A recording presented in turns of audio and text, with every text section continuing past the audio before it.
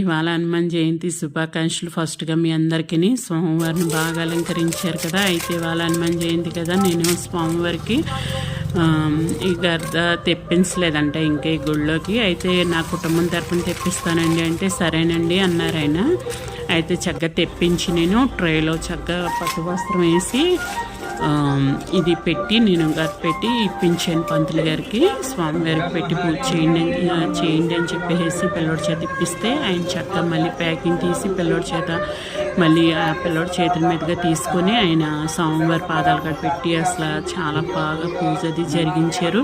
ఇది స్వామివారికి ఇలా పక్కన పెడితే అసలు చాలా బాగుంది అసలు అని చాలా సంతోషం అనిపించింది.